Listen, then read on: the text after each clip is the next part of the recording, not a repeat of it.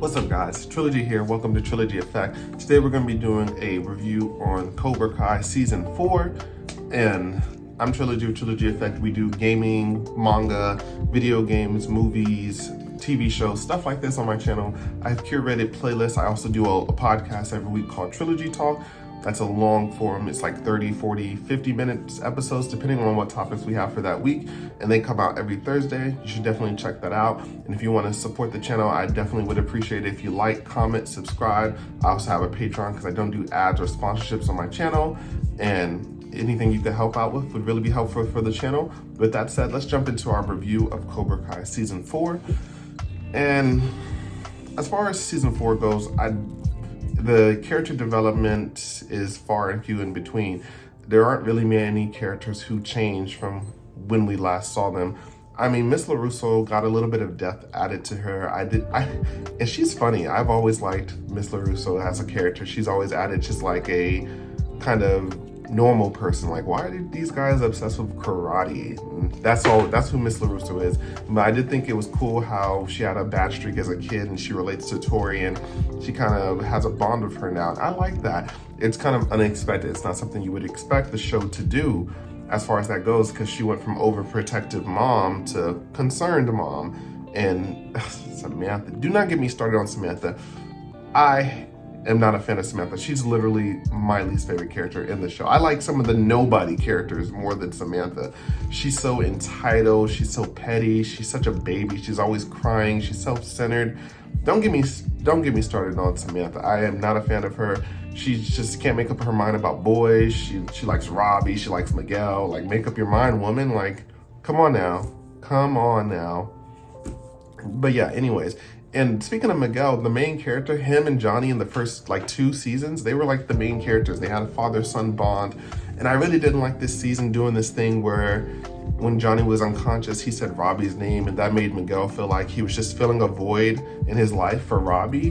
When I felt like him and Miguel really had a genuine bond. I felt like they were really cool, and he wasn't really replacing that hole in his life. But that's what the show's going with. Like, and then I'm sure that made Miguel feel some type of way, that he was just replacing his bond with Robbie, with Miguel, which when the show started, that wasn't what happened.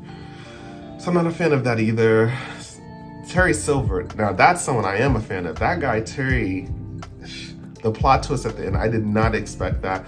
And honestly, I haven't seen The Karate Kid 3, so I wasn't really super familiar with Terry Silver as a character. I believe I saw the first 2 Karate Kids, but I never saw the third one. So I think that's interesting. He was really doing his thing. I really liked him. Kreese also got some character development. He was like, he told Tori at the end, like, hey, this is your fight. But as far as that goes, I just feel like, and then there was the new character, Kenny or whatever. I wasn't really a fan of that arc, although I guess they're just trying to bring the younger LaRusso Anthony into there. And they're like, well, wouldn't it be cool if we showed him as a bully? But then we have to focus on another character. So that's Kenny and Anthony. They have their B plot and whatnot. I wasn't a big fan of that, but I feel like if they're wanting to bring Anthony in, I guess it's unavoidable, you know what I'm saying? It's necessary to bring Anthony into the plot. We have to add a plot for him to be in. I just felt like it was kind of boring as far as that goes, but it is cool to see Anthony as the entitled little kid. And when you think about it, it's just like, isn't it funny that Danny, the golden child, both of his kids suck? Like, Samantha's a bully, Anthony's a bully, like, what's going on about that? And then there's Johnny's son, Robbie, who of course went to jail and everything, but he's like the talented golden child. Like, he was really good with Daniel, he was really good with Johnny, he's really good at Cobra Kai, he's really good at Miyagi-Do. Everywhere Robbie goes, he's a shining star, and it's just like, compared to Daniel's kids, it's just like, And I don't know, maybe the novelty of Cobra Kai is just wearing off on me, but I feel like as the seasons go, they're kind of deteriorating as far as quality goes. And the way this show ended this season, it just doesn't really make you super excited for next season. And I know it's hard to top Miguel falling off a balcony and getting his back broke. And I know it's hard to top the housebreaking at the end of the last season, but it's just like, I don't know, this season really didn't leave me super excited, especially with the Cobra Kai only winning because they paid off the referees. Like, it's just like, when your crew is so talented, it's like, why do you need to pay off the referees? Like, I mean, I understand Terry Silver is a rich character, but like Cobra Kai was really doing it. I mean, as far as that goes, I mean, it didn't feel like the refs were really doing too much besides that one call with Tori, but that's just me. As far as that goes, Cobra Kai season 4, it was definitely still a good watch. It's just not as good as it used to be, I feel like. I mean, the attention has really been divided between so many characters. It's hard for us to focus on one. And then there's the idea that Johnny and Daniel were gonna work together. And that idea was gone like by the 3rd episode. And it's just like, we were really excited about that last season. And then it was just like, nope, we're not gonna do that. And then also there was the rematch. We wanna see the rematch. I know you're gonna have to say one fighter is better than the other, but it's just like, not the draw. Like they did the fight and then they had a draw, and that was just not interesting to me at all. I wanted a definitive answer on who was the best fighter, and it was just a letdown how they did that. And then also as far as that goes, when I did think it was funny when Kreese called Silver at the beginning, he answered the phone and then he hung up, and that was just super funny. It's kind of like, you know, someone said this already, I can't remember who it was. So just want to give credit to whoever said this on another review or whatever.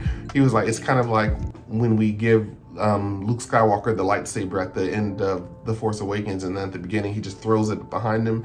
That's kind of how this was. He answered the phone in the last episode, and then he just hung up, and I thought that was pretty funny as far as that goes. I am excited for Terry Silver, but it's just like, it's not really Kreese, you know?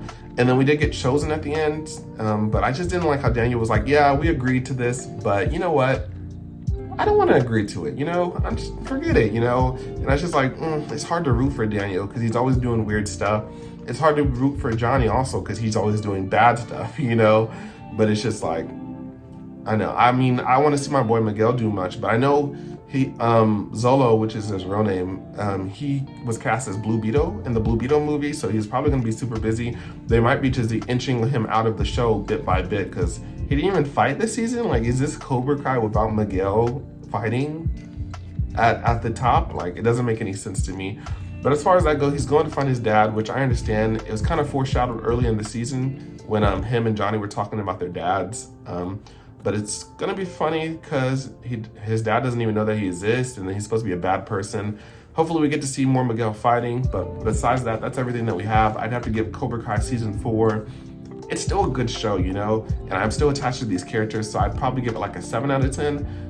But as far as that goes, Cobra Kai overall would have a much higher score for me. That's probably like a 9 out of 10 overall show.